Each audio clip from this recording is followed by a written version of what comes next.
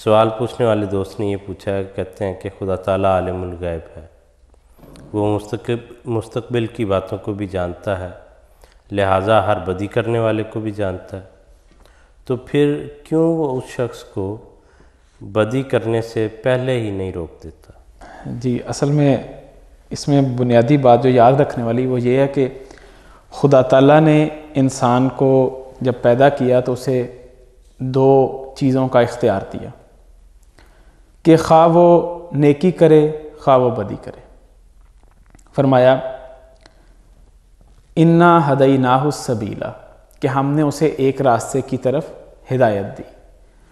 پھر اما شاکرن و اما کفورا، کہ خواہ اس کے بعد وہ شکر گزار بندہ بن جائے، نیکی کرے اور شکر گزار بنتا ہوا خدا تعالیٰ کے انعام کا مستحق ہو جائے، یا پھر کفورا، وہ ناشکری کرے اور خدا تعالیٰ کی جو سزا ہے اس کا مستحق ہو جائے۔ یہ اللہ تعالیٰ نے یہ چیز صرف اور صرف انسان کے ساتھ خاص کی ہے کہ انسان کو دو اختیار دیا، دو باتوں میں اختیار دیا۔ کسی اور مخلوق کو اللہ تعالیٰ نے یہ اختیار ہی نہیں دیا کہ وہ بدی یا نیکی کے متعلق اس کو دو راستے دیے ہوں، دو آپشن نہیں دیے۔ مثلا فرشتے ایک مخلوق ہیں اللہ تعالیٰ کی۔ اللہ تعالیٰ فرماتا ہے لا یعصون اللہ ما امرہم، کہ جو ان کو حکم دیا جائے وہ اس کی نافرمانی نہیں کرتے، وَيَفْعَلُونَ مَا يُؤْمَرُونَ، اور جو ان کو کہا جائے وہ وہی کرتے ہیں۔ تو اس لیے فرشتوں کو نہ تو عذاب ملتا ہے، نہ ان کو ثواب ملتا ہے، نہ ان کو کسی قسم کی کوئی سزا ملتی ہے۔ تو اس وجہ سے، کیونکہ اس کی وجہ یہ ہے کہ ان کے پاس اختیار نہیں ہے۔ اسی طرح اگر درندے ہیں، جانور ہیں، اگر کوئی یہ کہے کہ درندے بڑے ظالم ہیں، بڑے گناہ گار ہیں جی، کیونکہ وہ جانوروں کو چیر پھاڑ کے کھا جاتے ہیں، تو ان کو کیا ظالم کہنا درست ہوگا یا ان کو گناہ گار کہنا درست ہوگا؟ نہیں ہوگا۔ کیوں؟ کیونکہ ان کے پاس اختیار نہیں ہے۔ یا بکری کو یہ کہہ دینا کہ بکری بڑی مظلوم ہے، بڑی عاجزی اور انکساری والی ہے، تو وہ بہرحال ایک ایسی چیز ہے جس کو کیونکہ اس کے پاس اختیار نہیں ہے۔ تو انسان کو اختیار دیا، انسان نے جو فعل کرنا ہے وہ کانشیسلی کرنا ہے، اور اس نے خدا تعالیٰ کے ارشاد کے مطابق اس کو دونوں اختیارات دیے گئے ہیں۔ تو اس وجہ سے انسان کو مکلف ٹھہرایا گیا، کسی اور مخلوق کو مکلف نہیں ٹھہرایا گیا۔ تو ایک وجہ تو یہ ہے کہ اللہ تعالیٰ انسان کو زبردستی بدی کرنے سے روکتا نہیں ہے۔ اس کی مثال حضرت مسلم موعود رضی اللہ تعالیٰ عنہ نے بڑے پیارے انداز سے دی ہے۔ حضور نے فرمایا کہ دیکھیں، ایک شخص ہے، وہ چوری کرنے جا رہا ہے۔ اب خدا تعالیٰ کو علم ہے کہ وہ چوری کرنے جا رہا ہے، تو خدا نے اس کو روکا کیوں نہیں؟ یہی مین اعتراض ہے نا۔ تو حضور نے جواب اس انداز سے فرمایا۔ حضور نے فرمایا کہ بات یہ ہے کہ اس کو سمجھنے کے لیے آپ کمرہ امتحان کی مثال سمجھیں، کیونکہ دنیا دارالامتحان ہے۔ اگر امتحان کے دوران کوئی لڑکا غلط سوال حل کرے، 2 + 2 4 کی بجائے 5 لکھ دے یا 6 لکھ دے، تو ممتحن جس کو پتہ ہے کہ یہ غلط لکھ رہا ہے، کیا وہ اس کو روکے گا؟ ہرگز نہیں روکے گا، کیونکہ اس نے اس کو دونوں چیزیں بتا دی ہیں، اچھائی بھی اور برائی بھی، اور یہ بھی بتا دیا کہ اس کا صحیح حل کیا ہے۔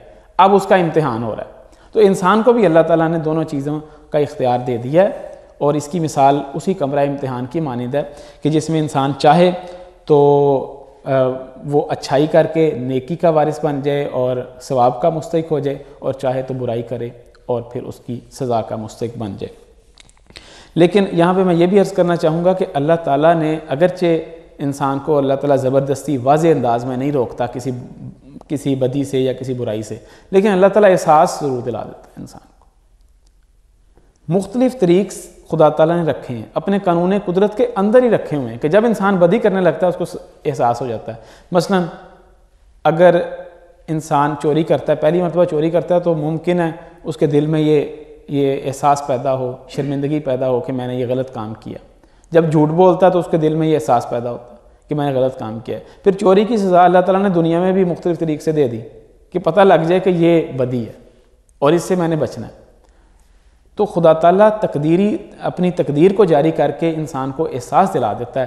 آگے اگر انسان اس احساس سے فائدہ نہیں اٹھاتا تو یہ اس کی ذمہ داری۔ اس لیے فرمایا بل الانسان علی نفسہ بصیرہ، کہ انسان اپنے نفس کے متعلق خوب بصیرت رکھنے والا ہے۔ وَلَوْ أَلْقَى مَعَاذِيرًا، خواہ وہ جتنے مرضی عذر پیش کرے، جتنی مرضی وہ باتیں پیش کرے کہ نہیں اس کی وجہ، اس کے پیچھے یہ وجہ ہے، اس کے پیچھے یہ وجہ ہے، تو اس کے عذر قابل قبول ہرگز نہیں ہوں گے، کیونکہ خدا تعالیٰ نے ایک قانون قدرت کے ذریعے اس کو احساس دلا دیا کہ تمہاری یہ غلطی ہے۔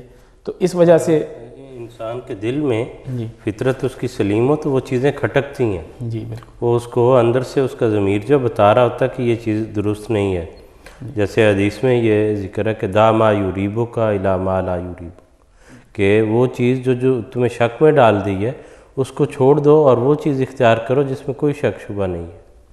تو انسان کے اندر اگر کسی چیز کے متعلق تردد ہو کہ یہ لگتا ہے کہ درست نہیں، لگتا ہے کہ درست نہیں، تو اس سے بچنا جو ہے وہ بہتر ہے۔ اور جو یہ معاملہ ہے یہ ہر جگہ اسی طرح ہے کہ دیکھ کر جس کو پہلے سے سمجھا دیا جائے وہ اگر باز نہیں آتا اور اس امتحان میں فیل ہو جاتا ہے تو اس نے خود ہی نقصان اٹھانا ہے، کیونکہ عربی کا ایک محاورہ ہے عند الامتحان یکرم المرء و یہان، کہ امتحان کے وقت جو ہے انسان کی یا وہ عزت قائم ہوتی ہے یا اس کو وہ ذلت کا سامنا کرنا پڑتا ہے۔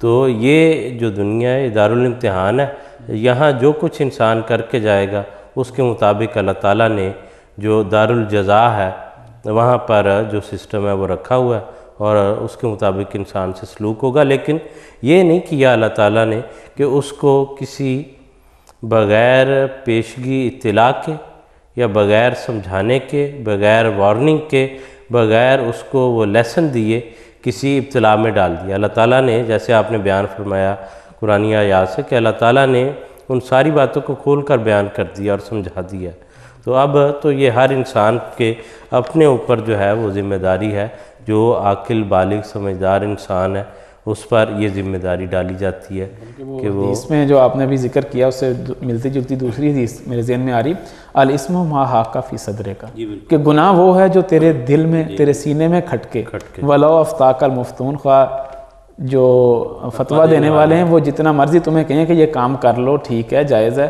لیکن جو دل میں کھٹکے انسان کے وہ گناہ ہے، تو انسان کو احساس، بہرحال خدا تعالیٰ نے ایسے قانون قدرت میں ایسی چیزیں رکھی ہیں جس سے انسان کو احساس ہو جاتا ہے۔ مثلاً اگر ایک آدمی زہر کھاتا ہے تو لازماً اس کے بدن کے اوپر اثر ظاہر ہوگا، اس کے اثرات ظاہر ہوں گے۔ اگر آگ میں ہاتھ ڈالے گا تو آگ کا جو قانون قدرت اللہ تعالیٰ نے بنایا ہے کہ آگ ہاتھ کو جلاتی ہے تو لازماً اس کا اثر ہوگا، تو وہ ہاتھ پیچھے کر لے گا۔ اسی طرح کوئی شخص گناہ کرتا ہے، کوئی بدی کرتا ہے، تو جب وہ بدی کرے گا تو لازماً اس کو احساس ہوگا کہ میں نے کہ یہ بدی ہے۔ اب اگر وہ اس بدی سے باوجود اس کے کہ اس کو احساس ہو چکا ہے اور وہ نہیں رکتا تو اس پر پھر اس کو سزا ملے گی، اور وہ جو ہے اس کو سزا ملے گی۔ اور بعض لوگ جو ہیں عجیب و غریب ان کے حال ہوتے ہیں، وہ ایک وہ چیز جو ہے وہ چھوٹی سی مزاحیہ سے شیئر کر لیتا ہوں کہ ایک ویڈیو کلپ دیکھا گیا جس میں ایک بندہ جو ہے وہ چوری کرنے گیا تو اس نے وہ اس شاپ پہ اس کا وہ دراز توڑا ہے، تو اس کے اندر پیسوں کے ساتھ جو ہے وہ قرآن کریم بھی پڑا ہوا تھا، تو اس نے اٹھا کے اس کو چوما ہے اور سائڈ پہ رکھا ہے اور دراز پورا ساتھ لے گیا۔ مطلب جو حکم ہے قرآن کریم کا کہ چوری نہیں کرنی اس کے اوپر عمل نہیں کیا، چوم کے تو سائڈ پہ رکھ دیا کہ آپ سارانکوں پہ، لیکن میں جو کام کرنا ہے۔ اب دیکھیں مطلب ایک طرف یہ اندر اس کے ساتھ احساس جو ہے وہ دین کا وہ بھی چل رہا ہے، لیکن اپنی نادانی میں وہ غلط کام جو ہے وہ بھی کر رہا ہے۔